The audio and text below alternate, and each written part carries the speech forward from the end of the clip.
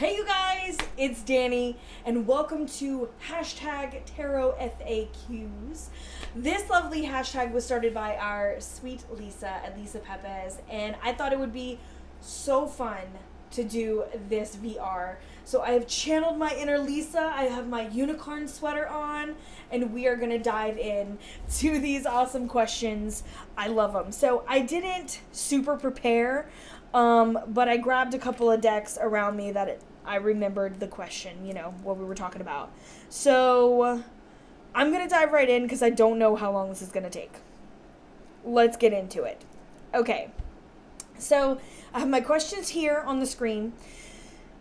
So we'll go to the first section, which is deck preferences. So let's go. What are your thoughts on illustrated minors versus pips? So, because a lot of them, I just know. I'm going to be like, well, I mean, it's both. But I'll give my straight answer first. If I had to choose forever, right? If I had to choose forever, I would say illustrated minors. Because I'm an intuitive reader. I'm an energy reader. So I really like being able to express what I'm seeing, what I'm feeling by pointing stuff out on the cards, right? So I'm like, I just feel some type of way, and I'm like, well, if you look at the bird up here, do you see how it's flowing over the tree, like the wind has taken him? That's the feeling that I'm getting. And I really love having those illustrated minors because sometimes when I'm reading for other people, it's so much easier to be like, look at the way this artist chose to draw this. These are the feelings that I'm getting. And it's just easier for people to understand when it's visual, right? But on a personal level, I love a pip deck. My grandparents never were without playing cards in the house, right? And my grandfather read playing cards. So it's definitely something that I'm really used to seeing around and now have a very different meaning than they did when I was younger. So that's something that I kind of hold close. And one of my favorite ones to use, I have the big one, but I have this because it stays on my desk. It's usually right there. Is the Illuminated playing cards, and they also have the Illuminated tarot. This is just a monotone version of them. Ooh. They have a gold side and a navy side. Oh, sorry. That was my microphone. I'm sorry. I hope you're okay. Okay. But it is playing cards, but you can also see the queen. Okay, here's a weird thing. I keep moving away from in front of my mouth because I have a deaf friend, and lately we've been having these conversations about how it's so hard to understand people nowadays when their mouth is covered in this mask, and sometimes we talk over video chat, and so every time I see myself cover my mouth, I want to move over. So please excuse me, that's just a habit I am getting, and I don't think it's a bad one, but if you're wondering why I keep doing that, it just pops into my head. So you can see it's the King of Cups as well as the King of Hearts, right? Queen, Jack. Oh, these are in order. Oh, this is the gold side. I usually use the blue side. But you can see, so it's the Six of Spades, but it's also the Six of Swords. You can see it the moving, and it's got those RWS vibes.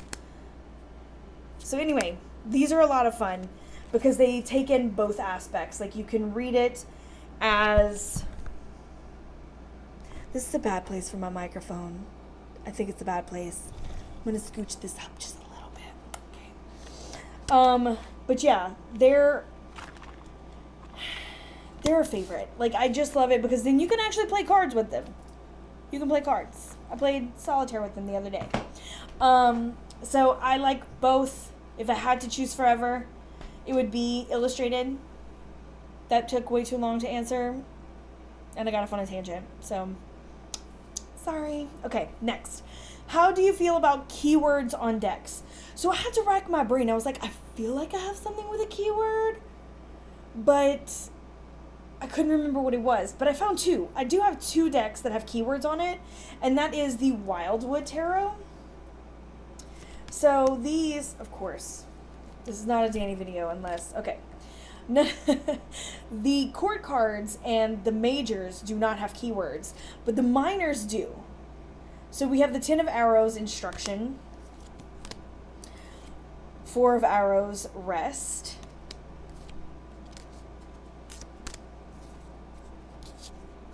oh my gosh, 9 of Vessels is generosity. So I really like that these have keywords on it, this deck, but do I feel like they're necessary? For me personally, no. It's not something that I look for. The only other one that I have is this beauty. Oh my gosh. And that's the Deck of the Bastard. And it's got the keyword at the top and the bottom. This is something that I was gifted, and I fell in love with it. I use it quite often, and I can't believe I didn't think about it right off the bat, but it's not something that I rely on the keywords, because sometimes I feel like they're not even there, right? Because of the way that these are done and the outlines and stuff, it's really easy to forget the border on this one and just focus on what's happening here, or just the card itself, so just being the Fool.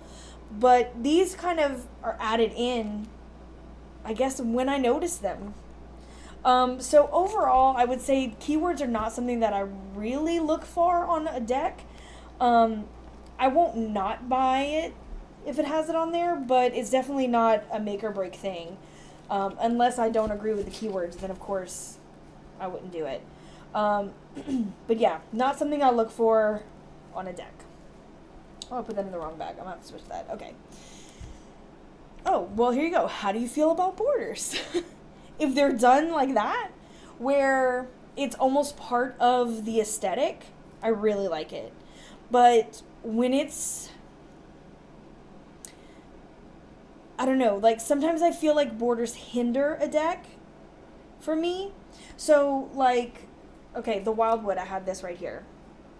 I took the sides off and the top, but I kept the bottom because it had the great keywords. So for this one, it just wasn't, I don't know, it just wasn't what I was looking for. And matter of fact, I just edged this one, which is my Druid Craft. I modified this deck twice because of the borders. The first time it was really hard to grip. So I took the borders off, and I had the words at the bottom, and then I took those off. So I double modified this one to take the borders away. I just feel like the art sometimes needs to be free of those borders. And so I would say, if I had to choose, I would say no borders unless they correspond or flow with the aesthetic. But mostly no. Okay, well, what makes you decide to modify a deck? That exact thing. My main modifications, if I'm being honest, are really edging. So I like edging my cards. I just did these. I talked about that in my Halloween video, that I wanted to do this, and I ended up doing it. And that's my Edward Gorey pack. I rounded the edges, and I edged it in black. So I don't like pointy edges. If it has pointy edges, I'm usually going to try to round that. And honestly, if the borders are too much, I'll take them off. But my main modification is edging. And that's just when I feel like it, when I want to bond with a deck, when I want to kind of make it mine. Very rarely I will write on a deck. Very rarely. I've done it to actually a fairy oracle. and one of my other fairy decks that have like the front and back, which is like color on one side, black and white on the other. On the black and white side, I wrote the keywords. So, okay, that's another one that I used keywords for a tarot deck, because some of their keywords I found really interesting, so I just stuck them on there. So yeah, that's kind of where my modification goes. I don't do anything too wild, at least not yet. Maybe one day. What kind of cardstock is your favorite? I want a bendy, shuffly cardstock. Game of Thrones Tarot First Edition with the linen finish. It's like bouncy and it just and the way that you bridge and it just like flutters so smooth. I love that. And like, I know, don't at me. I'm gonna talk about my deck because of that. This cardstock, when I can grab and bend like this and really flick a card, I love that kind of cardstock because I want them to be able to move freely and kind of pop, because I feel like if I do this, I want them to be able to bend with me really well, especially because of, I have really big hands, so I can mostly grip a deck, but like I don't want to overextend because then everything flies away. So I want it to be about this size, like regular standard tarot size. I'm not a huge fan of the real big decks. Like, one of my favorite decks is the Moonchild Tarot, but the cardstock is so big. Like, it's just a big deck. But I like a cardstock with a good flick. I don't have any other, like, I don't prefer linen over anything else. I do prefer matte. I like a matte cardstock. I don't like anything too shiny because then I find they kind of stick, right?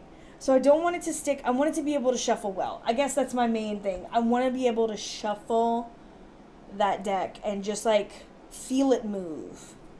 So that's kind of my favorite. Okay, so now we're on to part 2, which is buying and backing decks. Here we go. Where do you go to look for new decks you want to buy? Mostly I will go to, I feel like it's been a long time. Okay, well, it's been a long time that I've like sought after. I'm like, I want a deck that feels like this or looks like this. But when I do, I like to first consult my friends. I'll usually go straight to them and say, I'm looking for this kind of deck. Do you know of anything, right? I kind of throw that out there. But if I'm being honest, for the most part, I peruse Amazon for mass market decks quite a bit. Or I will go to Etsy and search tarot decks, and I will look there. Those are my 2 main places, if I'm being honest, that I look. Because I love buying decks from Etsy, and I love kind of seeing what's new in the mass market style. So if I'm just like randomly looking for stuff, that's where I go. But when I'm being more specific, I usually ask my friends. Or I kind of let it come to me. Like if I'm looking through Instagram, which is like my biggest kind of secret in finding decks and learning about stuff that's new, is really, I look through Instagram, I look at people's photos and like, oh God, what is that? And like kind of go off on a tangent looking for decks that way. That's a big thing for me. So I would say my friends and social media and Amazon and Etsy. That's where I go. What has been your best and worst Kickstarter crowdfunding experience? I don't really do many Kickstarter decks. So I can't answer that one, if I'm being honest. Not that I don't want to or don't like to. They always have beautiful decks, but I'm going to be honest, I'm always a day late and a dollar short. I really am. I'm going to be like, oh, this is so amazing. Oh, this ended last year? Shit. So, I mean, that's usually what happens. So, one day I'll be able to answer that maybe. But I don't peruse it. You see? That's why. How do you decide what decks you want to buy or back? How do I decide? I usually check walkthroughs, right? But if I really like a deck, I won't watch a full walkthrough. I'll definitely skip around. If I'm like intrigued, I'm like, So like I will go and skip around on deck reviews. So I go straight to YouTube, look around.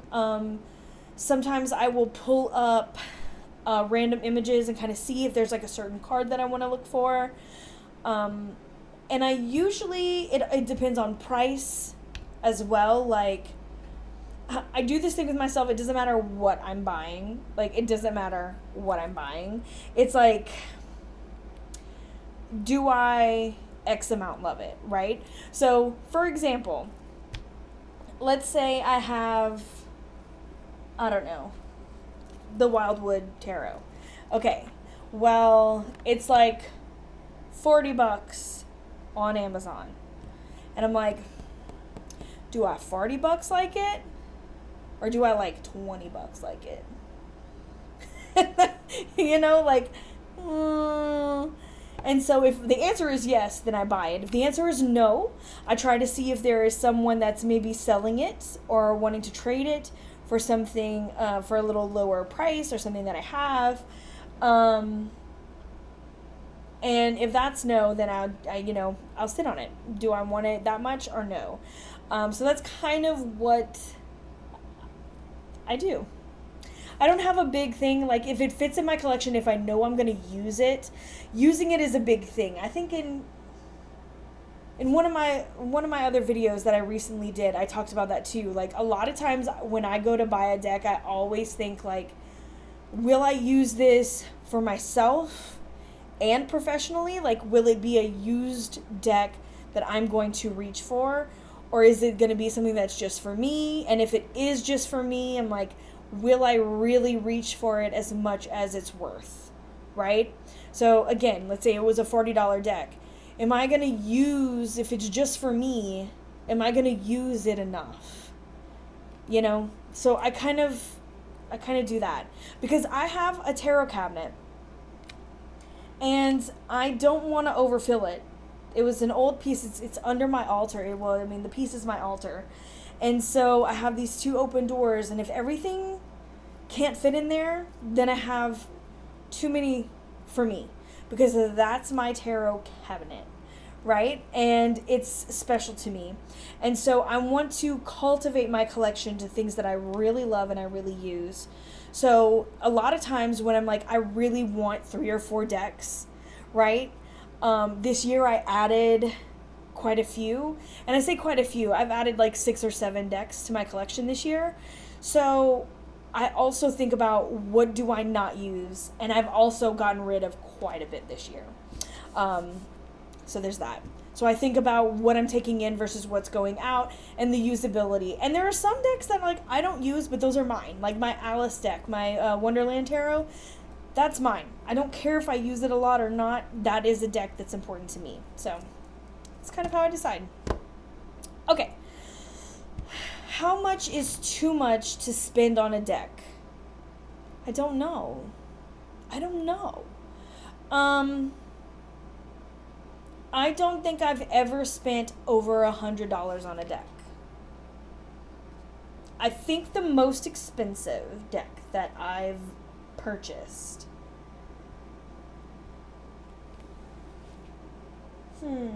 might have been my Pagan Otherworlds and the Super Oracle, which were close to $90, $80 to $90. Again, cardstock it bends, it moves, it's good quality. But that's not to say that there isn't something that I would spend more on. Like, there are certain things that I guess, are an exception, right? But if I had to say, like, right now, what's too much? Over 100 is probably too much for me. Again, there could always be an exception, like, I really want a Delta Enduring Tarot. But again, I don't think I would spend over, like, I don't think I would spend over $200 on that deck. As much as I want it so freaking bad, I wouldn't spend over $200 on that deck. So for me, I have a small line. I know other people are like, it doesn't matter. I don't know, it's a thing for me. Like, I don't think I would want to use it. I would want to, I don't know.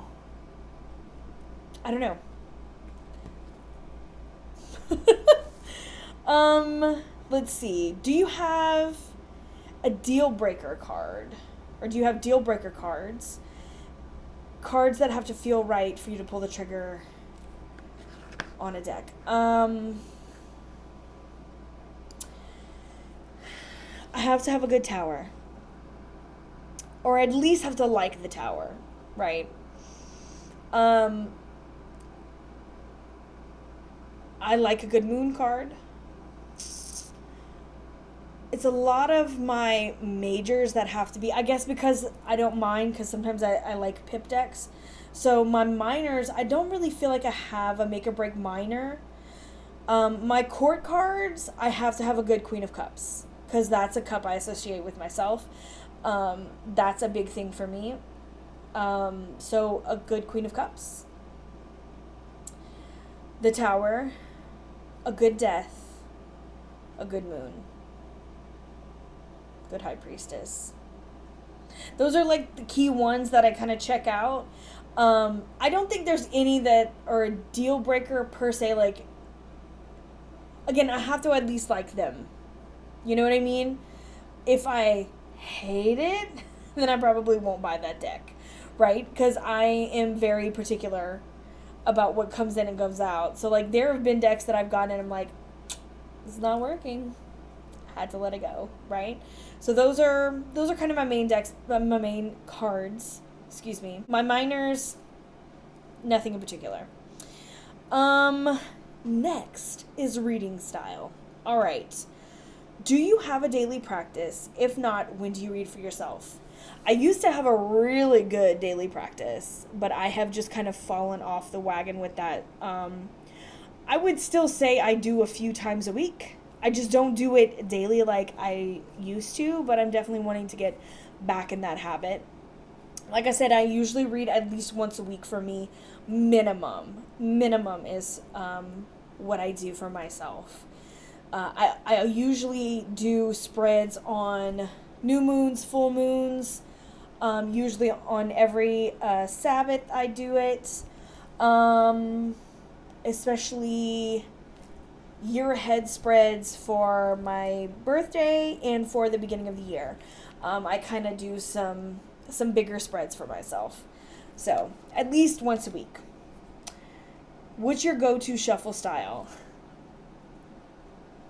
That is the riffle shuffle, like I mentioned earlier. I like to riffle, and I like to bridge. That is my go-to. Cut 'em.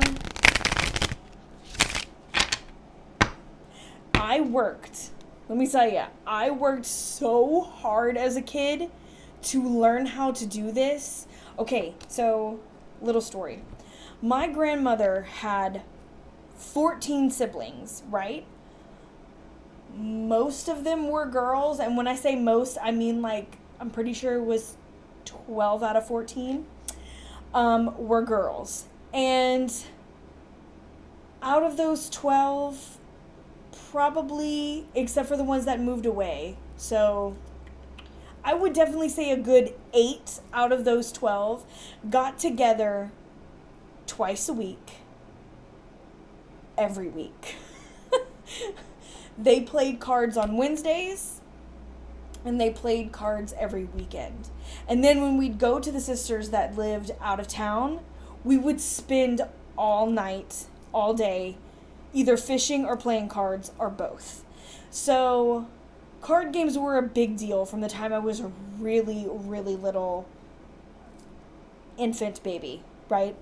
So watching my grandmother and her sisters shuffle these cards was like intriguing to me, right? I'm like, how do you do that? It looks like magic when you're a kid, right? When they bridge those cards, it was just like, and I was like, oh, I need to know. So I sat down with my grandma, and she taught me how to do the basic, like, split it in half, right? Split it in half, take it in your hands, riffle, right? And then you shove them together. So did that till I got it, right? I'm like, I want to know how to do the rainbow. I'd call it the rainbow. And she's like, okay, well, you got to learn how to do this first. So I practice. And then when I learned how to do that, y'all, I thought I was the queen of the world. The queen of the world. So it's the way that I've always shuffled from the time I was a little kid on, because it was, I had to learn it. It was so cool to me. So I've been shuffling like that since I was probably 6. And now I have my little one asking me, Mama, can you teach me how to shuffle? So we've been working on it. So that's definitely my go-to shuffle with any deck that I'm doing. So how do you choose which deck you're going to work with? Intuitively, if I'm being honest. Every once in a while, like around Samhain, I'll usually have a pile of Samhain decks or Halloween themed decks like we talked about.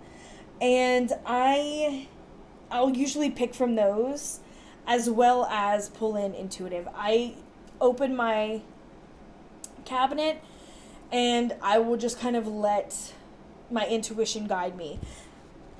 I don't think there's any spreads that I'm like, oh, well, I have to use this deck for this spread. Yeah, I don't think so. I usually go on straight intuition, unless someone's like, hey, can you use this deck? Or unless I'm studying a deck or bonding with a deck, I will go intuitive. So just whatever I'm feeling. Do you purchase professional readings for yourself?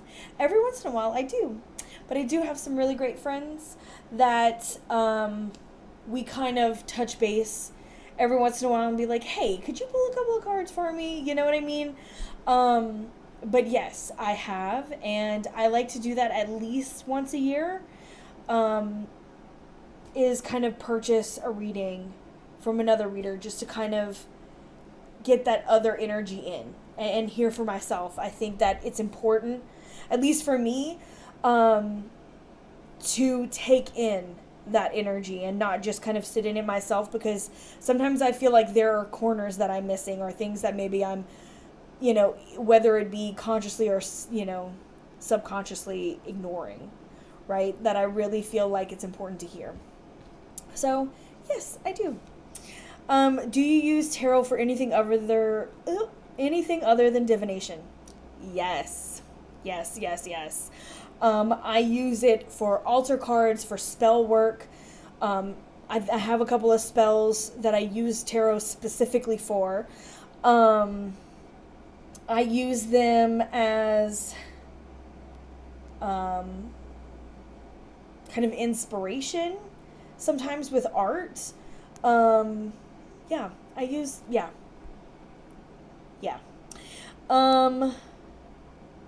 Next, we're going to go into reading for your clients, or reading for clients. I just want to add words today. Sorry. How do you know when you're ready to read for clients? I don't know.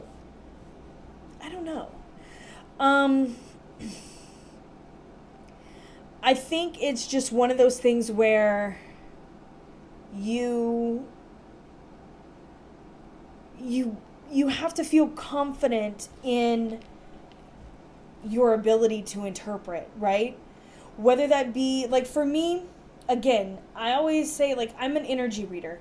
If I didn't have the cards and I sat with someone, I could still pull these same feelings, pull these same images, but I use tarot as a tool for it. And it's like, once you get used to reading for other people and really opening yourself up and trusting what you're feeling and what you're seeing, and you can express yourself in a way that you feel confident, I think that's when you know you're ready. When you're not scared to say something. There are still times when I'm reading for clients where I'm like, this is gonna sound stupid, I don't know what it means, but I'm just gonna say it because this is what's coming through, but I don't understand it, so I'm leaving it for you, right? There are still times where, like, I want to be like, I don't want to say that. That sounds so cliche, right? Or that sounds so silly. But again, I have to trust my instincts, and I have to trust what the cards are telling me, what the energy is telling me, and just kind of say those things. And a lot of times those are the most meaningful things in the whole reading, because that person knows what it means. And I think that's a big thing for knowing that you're ready, is like, you have to trust it. When you're reading for someone else, these things are not for you to understand sometimes, right? Sometimes the messages that come through are for them. And sometimes it's there for you to interpret, and sometimes it's just there for you to say, right? So I feel like when you can trust yourself enough to be okay doing that, then I think you're ready. Do you do anything special to set up for a client reading or for yourself? For me, I could pull a card anywhere. When I do it for a client, I mean, of course, I have my space set up here now. So, I put my camera up here and I set it down. These sometimes I change. Like right now I have my board out, but I will always light my candles. So, again... Right now, I have a love candle on my desk. I was doing a love reading. So I have love here. I have a protection here. So candles are a big thing for me. I like to light candles when I go to read. I have been upping my rune game lately. I always pull runes before I start. And just kind of look at them kind of myself, just kind of see what's going on and be like, okay. But lately I've been pulling them and putting on the table, right? And really talking about what's coming up before we even dive in, before I even shuffle the cards, and be like, these are the energies that I'm pulling right now. And, we'll just keep those in mind, whether they connect with the reading or not. These are some things that are in your energy. So I've definitely been adding that to it every time I've been pulling runes. So that's something new that I've recently added, even though they always sit on my desk. What else? I just make sure that it's just a clear background. It's very easy to see. I don't do a whole lot of bells and whistles. I always have crystals. One of my favorites, let me go grab it. Some of my favorite crystals that I keep over there, I always have my amethyst point. My Old Faithful. This is my clear quartz. It's got beautiful rainbows in there.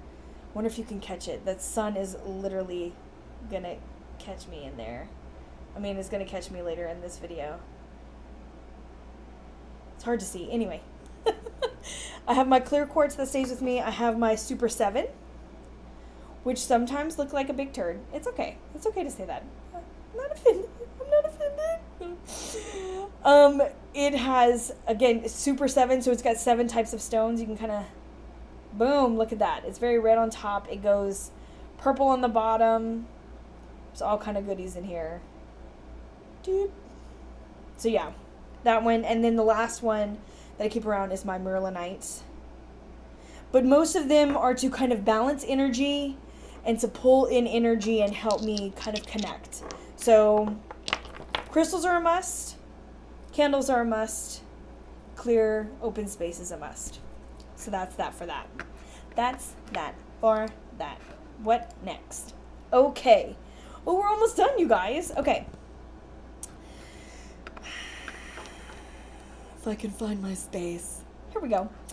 Do you let your client handle your cards? Do you shuffle, ask them to draw or cut? have them shuffle, do it all. That kind of depends. A lot of the stuff that I'm doing right now, hashtag COVID, is video readings, right? When I am in person, it kind of depends. Like, I've read for my yoga studio. I've done a few face-to-face clients that kind of come to my space. They come to my home, or I'll go to them and I'll read for them. It just kind of depends.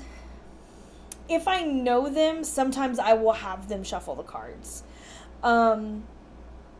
If I don't know them, I've let people cut the cards before. Sometimes I just don't.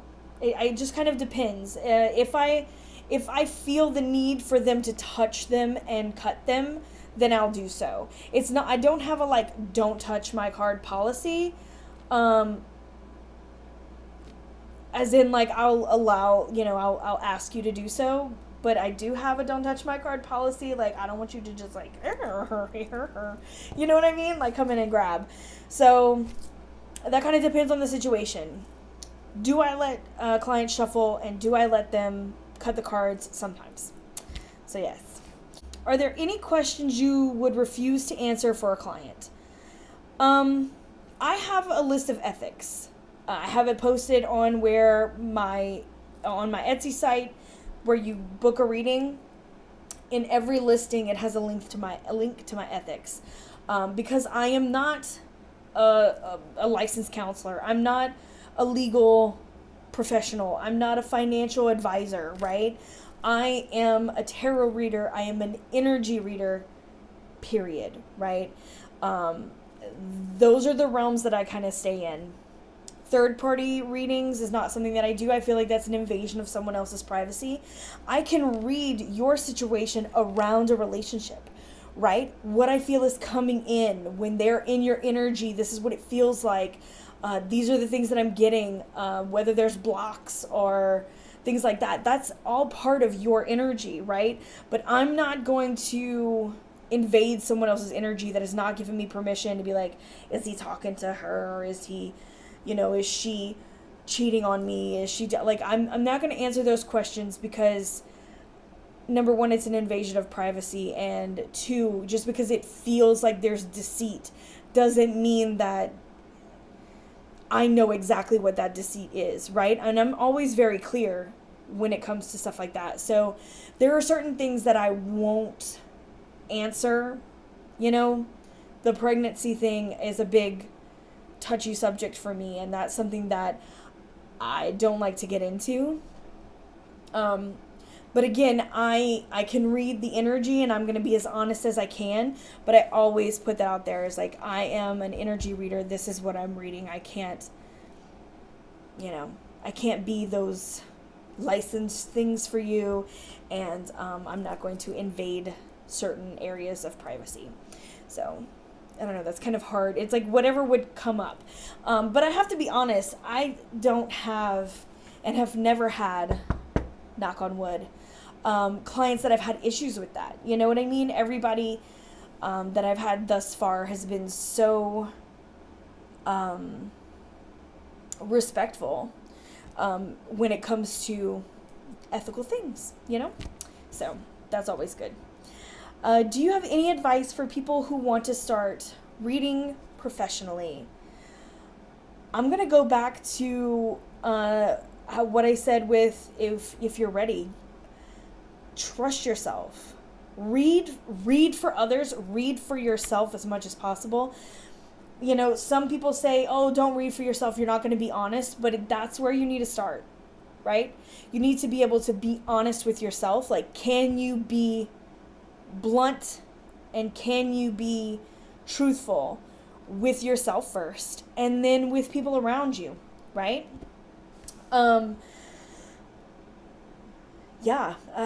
Read as much as possible. Do what feels right. When you're ready, you're ready. I mean, plain and simple.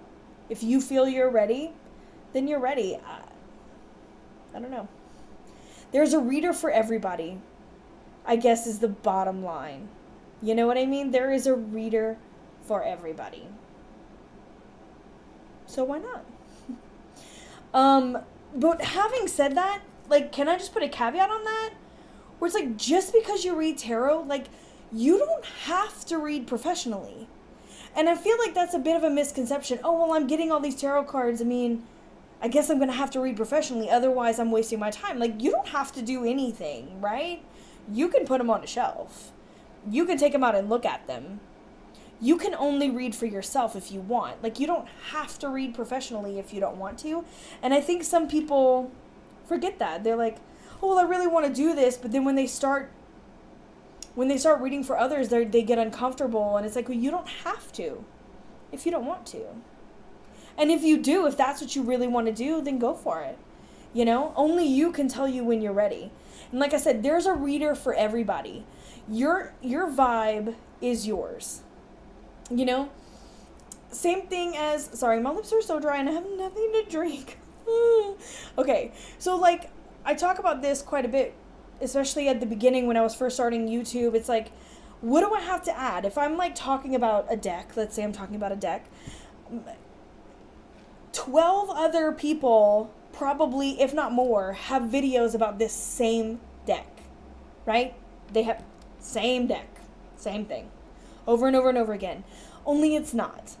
Because some people like the way I do things, some people don't. Some people like the way I speak, some people don't, right? So there is something for everyone, and there's a reader for everyone, and there's a video for everyone. There's personality, and there's a lot of energy involved. So just because you don't read like someone else, or you don't have as much experience as someone else, or whatever it is, right? Just know that there is someone for everyone in that aspect. So like, don't be afraid to do that. You know what I mean? And that's it, you guys. Those are the frequently asked questions. This was so fun. So thank you, Lisa, for doing this. I loved these questions. Guys, if you are looking to find me, all of my links are going to be down below. Mystic Masters is still in pre-order until November 15th, so make sure that you grab a copy of that. A link is down below. 3 Fat Readers, my Instagram, how to book a reading with me, a personal reading. All of that information is down below. And yeah, I will talk to you guys very soon. I think, I'm gonna knock on wood again, I think we are done with storms, which means that I am wrapping up my vlog video, so stay tuned for that. That's coming up in the next week or so. And I'll see y'all soon. I'm sending you all my love. Mwah! Later, Gators.